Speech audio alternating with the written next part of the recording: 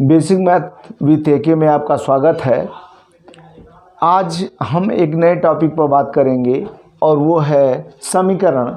समीकरण किसे कहते हैं और इसे हल कैसे करते हैं, समीकरण कितने प्रकार का होता है, इन सब बिंदुओं पर हमारी बात होगी। तो आइए पहले शुरू करते हैं कि समीकरण किसे कहते हैं। समीकरण एक ऐसा बीजीय कथन है जिसमें चर का मान निश्चित होता है और जब हम उस चर के मान को प्राप्त करते हैं वही उस समीकरण का हल होता है। अब समीकरण जानते हैं कि कितने प्रकार के होते हैं। एक पहला रेखीय समीकरण, उसके बाद दूसरा द्विघात समीकरण और तीसरा है त्रिघात समीकरण। हम इन्हीं को जानेंगे क्योंकि 6, 7, 8, 9 में लगभग यही पूछा जाता है। इससे ज़्यादा कुछ नहीं है। हालांकि समीकरण के और भी प्रकार हैं, वो हम आगे फिर कभी चर्चा करेंगे। फिलहाल अभी हम इन्हीं का संदर्भ लेंगे, जिनमें से आज जो सीखेंगे वो है रैखिक समीकरण, लाइनर इक्वेशन। इस समीकरण को हम हल कैसे करते हैं, समीकरण की प्रकृति क्या है, क्या नियम शर्तें हैं जिसकी मदद से हम इस समीकरण को हल करेंगे। देखिए, समीकरण में चर के मान को प्राप्त करना समीकरण का हल कहलाता है।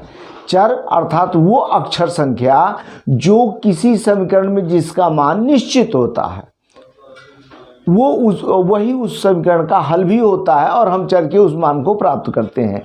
समीकरण में दो पक्ष होते हैं, एक को कहते हैं दाहिना और दूसरे को बायां, और उन दोनों पक्षों में समान अंकों से गुणा करने, जोड़ करने, घटाने, इन सब से उस समीकरण पे कोई प्रभाव नहीं पड़ता, अर्थात उसका मान नहीं बदलता है। और इसी गणितीय संक्रिया का उपयोग करके हम समीकरण को हल करते हैं। जैसे मान लीजिए एक टोकरी में कुछ आम हैं और उनमें से 5 आम सड़ गए, शेष आम 12 बचे। अब इसको हम बीजीय कथन का रूप देंगे तो उसमें हम जो अज्ञात है, आमों की संख्या अज्ञात है, टोकरी में कुछ आम है। अब कुछ की जगह हम एक संख्या को रिप्रेजेंट करेंगे, एक संख्या को रखेंगे जिसका कुछ भी नाम दे देंगे। आप कोई भी अल्फ़ाबेट से ABCD दे दीजिए। आमतौर पर चलन है X और Y का, तो हम रखते हैं और इसको एक बीजीय कथन बना करके और उस X के मान को प्राप्त करते हैं और यही समीकरण का हल का है। तो हम इस प्रश्न का कि एक टोकरी में कुछ आम रखे हैं जिनमें से 5 आम सड़ गए और शेष 12 बचे हैं या 7 बचे, कुछ भी ले लीजिए, तो फिर कुल आखिर टोकरी में कितने आम थे। अब इसको हम एक बीजीय कथन में बदल के, अर्थात एक समीकरण में बदल के और इसको हल करते हैं। देखिए, टोकरी में आमों की संख्या, टोकरी में आमों की संख्या कितना है, मान लीजिए X, ये मान लीजिए X है। अच्छा, सड़े आम,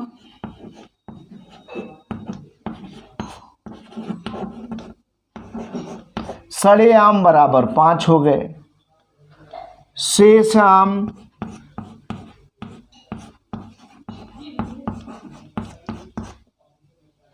मान लीजिए 7 है, शेष आम 7 बचे।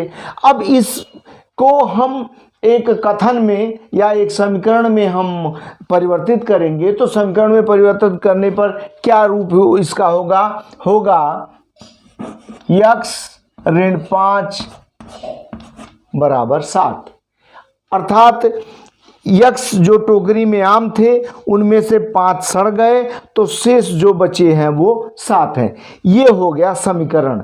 अब इस समीकरण में ये बायां पक्ष कहलाएगा, ये दायां पक्ष कहलाएगा।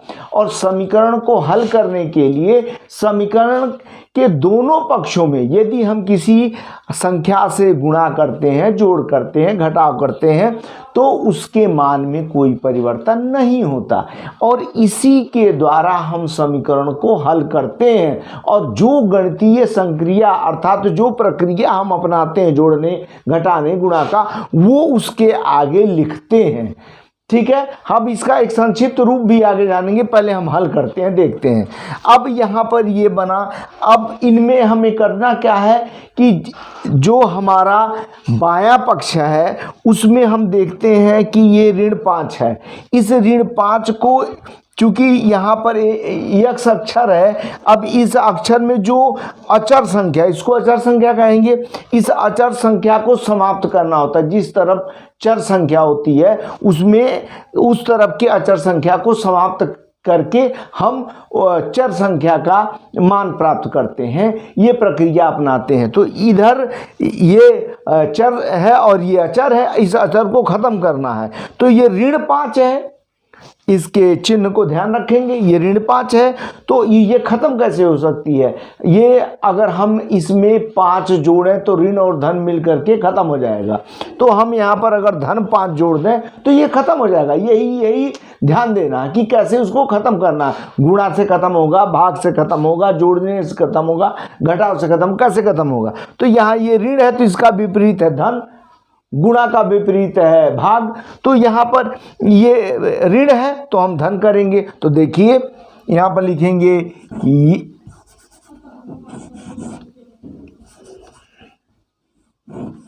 यक्स ऋण 5 धन 5 बराबर 7, धन 5, और यहाँ पर लिख देंगे दोनों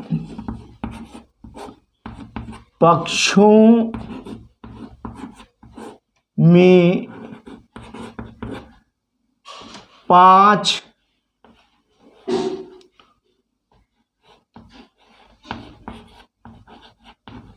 जोड़ने पर, यहां पर लिख देंगे कि हमने किया क्या है। ये प्रक्रिया लिखना जरूरी है। अब जब दोनों पक्षों में 5 जोड़ा जाएगा तो क्या हो जाएगा? ये ऋण है और धन है, खत्म हो जाएगा। यहाँ पर रह जाएगा केवल यक्स, और ये 7 और 5 जब जुड़ जाएगा तो ये हो जाएगा 12। यानी कि यक्स का मान कितना आ गया? यक्स जो है वो 12 के बराबर है। यही इस समीकरण का हल है। इसी तरीके से अन्य समीकरण को लेते हैं और हम देखते हैं, और जो संक्रिया करना होगा वो हम यहाँ पर लिखेंगे, जैसे दोनों पक्षों में 5 जोड़ने पर। ऐसे ही हम जो भी गणितीय क्रिया अपनाते हैं उसको लिखते हैं ताकि ये पता चले कि ये हल कैसे हो। ये विस्तृत रूप है, आपको बता रहा हूँ। विस्तृत रूप इसलिए बता रहा हूँ ताकि आपको ये पता चल जाए कि समीकरण को वास्तव में हल कैसे किया जाता है। इसका संक्षिप्त रूप यानी शॉर्ट फार्मूला भी है, मैं अभी उस पर भी चर्चा करूंगा और वो भी मैं आपको बताऊंगा। तो फिलहाल अभी एक आधो और समीकरण को हम देख लेते हैं। अब यहाँ पर देखते हैं, मान लीजिए कि एक प्रश्न ले लेते हैं। यक्स मजदूर किसी काम को कर रहे थे और 10 मजदूर और आ गए उस काम को करने के लिए, तो जो संख्या बन गई वो संख्या जो है वो कुल मिलाकर के 17 की हो गई। यक्स मजदूर काम कर रहे थे, 10 मजदूर और आ गए, काम जल्दी करवाना था। अब वो हो गई 17 की संख्या, कुल टोटल हो गई। तो पहले कितना मजदूर काम कर रहे थे यही जानकारी करनी है। तो अगर हम इस कथन को जो मैंने अभी आपको बताया इसको समीकरण में तब्दील करेंगे तो मजदूर कितने थे? यक्स, मैं लिख नहीं रहा हूँ, यक्स मजदूर पहले काम कर रहे थे, बाद में आए मजदूर कितने? 10। अब ये दोनों मिलकर के कितने हो गए?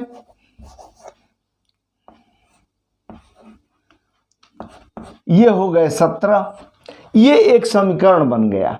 अब इसको हल करने के लिए हम करेंगे क्या कि जिस तरफ चर है उस तरफ की अचर संख्या को खत्म करना है, ये नियम हम अपनाएंगे।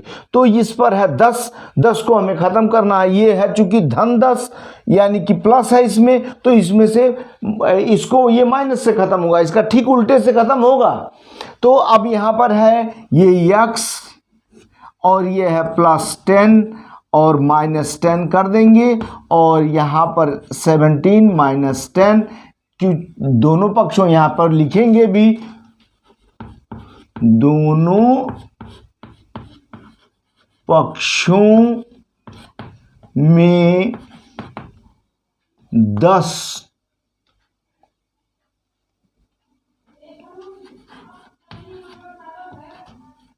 घटाने पर ये कर देंगे। और जब घटाने पर करेंगे दोनों पक्षों में, क्योंकि जो भी गणितीय यानी जो प्रक्रिया अपनानी है वो दोनों तरफ बराबर बराबर, यहाँ पर भी 10 घटा, यहाँ पर भी घटा, समीकरण पर कोई प्रभाव नहीं पड़ेगा। अब देखते हैं, यहाँ पर घटा तो ये आ गया x, और यहाँ 17 में से 10 आ गया तो 7 आ गया। यानी कि पहले जो मजदूर काम कर रहे थे वो कितने थे? 7 थे। इस तरीके से ये हमें समीकरण का हल प्राप्त हो गया, यानी इस चर का मान हमें प्राप्त हो गया। अब आइए इसके संक्षिप्त रूप को देखते हैं, तो वो कैसे करते हैं। हम यहाँ से हटा देते हैं। अब इसी को लेते हैं, इसको हम संक्षिप्त रूप से कैसे करते हैं, उसको कहते हैं पक्षांतर विधि, अर्थात पक्ष का अंतर करते। एक पक्ष से जो चर है उसको एक तरफ, अचर है उसको एक तरफ ले जा करके और करते हैं, हल करते हैं। वो कैसे करते हैं देखिए। अब x +10 है और ये 17 है, इस पक्ष में ये है तो इसको यहाँ से उठा करके इस पक्ष में ले जाएंगे, लेकिन इसमें एक नियम फॉलो करना है। जिस पक्ष से, चाहे इस पक्ष का इधर आएगा चाहे ये इधर जाएगा, हमेशा अपने चिन्ह के साथ ही जाएगा और चिन्ह चेंज हो जाएगा। अर्थात अगर यहाँ ये धन 10 यहाँ जाएगा, अब धन 10 जैसे ही इधर जाएगा तो ऋण 10 हो जाएगा, +10 इधर आने पर -10 हो जाएगा। यानी कि जो अगर चिन्ह है तो चिन्ह बदल जाएगा और हमेशा अपने चिन्ह के साथ ही वो एक पक्ष से दूसरे पक्ष में आएगा। अगर इधर आएगा, जो चिन्ह इधर रहेगा इधर आएगा तो ठीक उसका उल्टा हो जाएगा, ये इधर आएगा तो ये ठीक इसका उल्टा हो जाएगा। समझ में आ रही है बात। तो अब यहाँ देखते हैं कर देंगे क्या, x इस तरीके से, इसका हमने चेंज कर दिया और यहाँ पर करेंगे तो x = 7, इस तरीके से आ जाएगा। ये पक्ष अक्सर करके यही प्रचलित है और इसी के द्वारा हम तमाम प्रश्न हल करते हैं और इस तरीके से हम समीकरण को हल करते हैं। जब समीकरण में, किसी समीकरण में चर की घात 1 हो तो उसे रेखीय समीकरण कहते हैं। अभी आपकी समझ में आ गई, रेखीय से यानी कि लाइनर इक्वेशन, अंग्रेजी में लाइनर इक्वेशन, हिंदी में रेखीय समीकरण। और अगर किसी समीकरण में चर की घात 2 हो, उससे बड़ा कोई और किसी पे कोई घात ना हो, 2 ही हो केवल, तब उसको कहते हैं द्विघात समीकरण। इसी तरीके से अगर चर पे घात 3 हो तो त्रिघात समीकरण। इस तरीके से समीकरण होते हैं और हम उनको अलग अलग तरीके से हल करते हैं। रेखीय समीकरण इसी प्रकार से हल किए जाते हैं। मेरे ख्याल से ये बात आपके पूरी तरीके से समझ में आ गई होगी कि समीकरण किसे कहते हैं, समीकरण में रेखीय समीकरण को किस तरीके से हल करते हैं, पक्षांतर विधि क्या है और विस्तृत विधि क्या है, इसको हम इस प्रश्न के माध्यम से जान गए। अब हम कुछ समझने के लिए और प्रश्नों को लेते हैं और जानते हैं कि वो हल कैसे होंगे। समझते हैं इन 2 प्रश्नों से कि हम फिर समीकरण कैसे हल करें। ये रेखीय समीकरण 2 हैं, इन 2 प्रश्नों से हमारा अभ्यास कुछ और अच्छा हो जाएगा और हम बेहतर ढंग से हल करना जान जाएंगे। जैसे इसको लेते हैं, समीकरण है 7y/5। और ये इक्वल टू है 5 माइनस 4। अब इसको हल करते हैं कैसे, देखिए अब ये भाग है, भाग का उल्टा क्या होगा, गुणा होगा, भाग का उल्टा गुणा होगा। तो हम क्या करेंगे, ये भाग में है, इस 5 को ख़त्म करना है तो हमें दोनों पक्षों में 5 का गुणा करना होगा। देखिए कैसे, 7y बटे 5 इंटू 5y माइनस 4 इंटू 5। हाँ, दोनों पक्षों में हमने किया। अब ये करेंगे तो कितना आ जाएगा, ये इससे कट जाएगा, खत्म हो जाएगा, यहाँ आ जाएगा 7y, ये काट दिए। अब इसका इन दोनों में करेंगे तो हो जाएगा 5y और 5 चौक 20 माइनस 20 माइनस 20। अब ये आ गया। अब फिर हम क्या करेंगे, इसमें जो चर वाले पद हैं उनको एक तरफ करें, ये y और ये y, तो इनको इस तरफ ला देंगे और ये इसको उसी तरफ रखेंगे। तो देखते हैं, इसको इधर लाएंगे तो जैसा कि नियम के अनुसार चिन्ह बदल जाएगा। तो 7y माइनस 5y माइनस 20। अब ये 7y है, ये माइनस है, घट जाएगा तो ये हो जाएगा 2y माइनस 20। अब y माइनस 20, ये 2 इसके बटे में आ जाएगा, 2 20 बटा 2 हो जाएगा, ये 2 इधर चला जाएगा। अब यानी कि y बराबर हो जाएगा आपका माइनस 10। यही इसका हल है, y बराबर माइनस 10।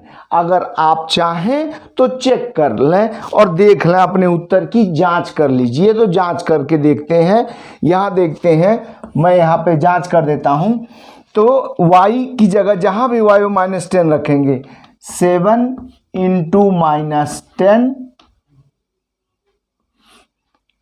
5 माइनस 10 और माइनस 4, ये देखते हैं तो ये हो जाएगा माइनस 70 और इस 70 5 माइनस 70 और ये हो जाएगा माइनस माइनस दोनों है तो ये घटेंगे नहीं, जुड़ जाएंगे। तो 10 और 4 कितने हो जाएंगे, ऋण 14। अगर 5 से इसमें भाग दें, यानी कि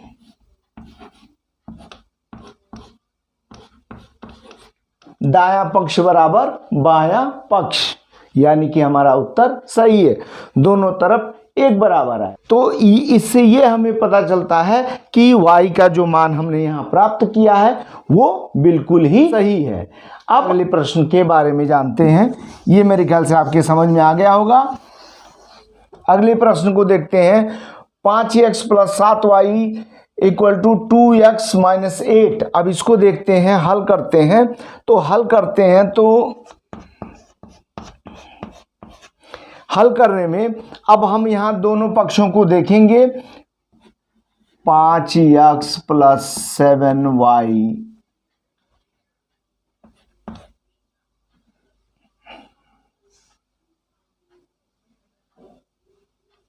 सॉरी, ये y नहीं है, गलत हो जाएगा क्योंकि यहाँ ये गलत लिख दिया मैंने। 5x प्लस 7 और ये हो जाएगा 2x माइनस 8। अब हम करेंगे क्या कि जो चर पद हैं उनको एक तरफ, अचर पदों को एक तरफ करेंगे।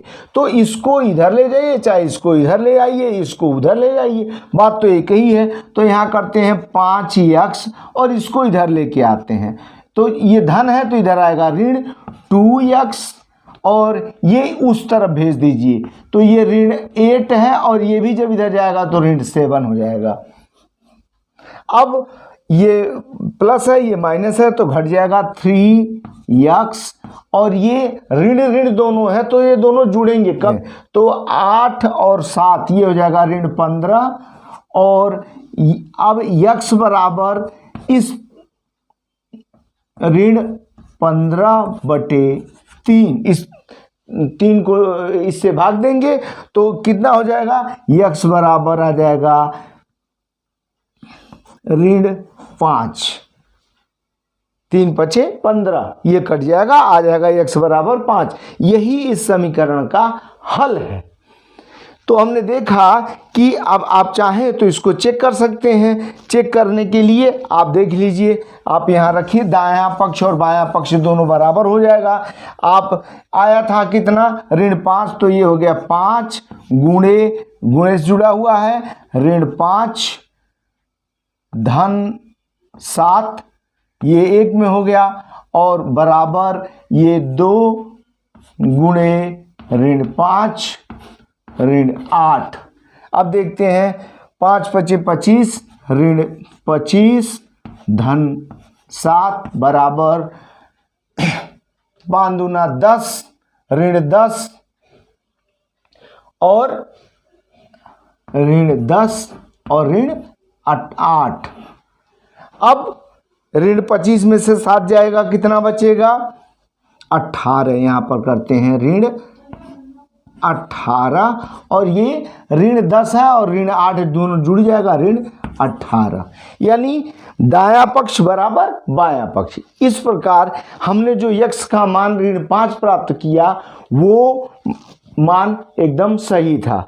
तो हम इस तरह देखते हैं कि हम रेखीय समीकरण को किस प्रकार से हल कर सकते हैं। जो चर पद हैं उनको एक तरफ करते हैं, चर पद को एक तरफ करके हल करते हैं।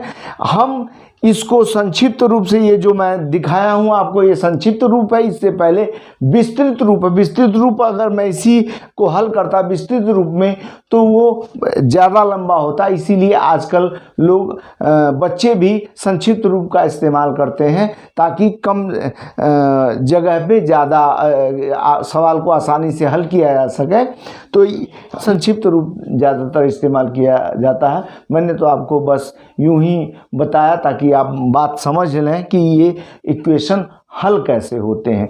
किसी चर का मान ही उसका हल होता है, और चर का मान रखने पर दायां और बायां पक्ष बराबर नहीं आता है तो समझिए कि वो समीकरण हल नहीं हुआ है। आपने चर का जो मान प्राप्त किया वो गलत है। तो मेरे ख्याल से आपको ये बात समझ में आ गई होगी। और भी बहुत सारी सवाल इससे रिलेटेड है, फिर फिलहाल उसको हम किसी अन्य वीडियो में चर्चा करेंगे। और मुझे उम्मीद है कि आप लोगों को ये बात समझ में आ गई होगी। अतः इस उम्मीद के साथ कि आपको ये बहुत हेल्पफुल रहा होगा वीडियो, आपको बड़े अच्छा समझ में आया होगा। और कैसा लगा आपको ये वीडियो, ये आप मुझे कमेंट करके ज़रूर बताइएगा ताकि और भी कुछ सुधार किया जा सके और भी कुछ आपको बेहतर बताया जा सके। मेरा उद्देश्य ही है आपकी मदद करना, आपका हेल्प करना। और आपको ढेर सारी शुभकामनाओं के साथ मैं अब इस वीडियो से विदा लेता हूँ। फिर मिलते हैं नेक्स्ट वीडियो में, तब तक के लिए जय हिंद।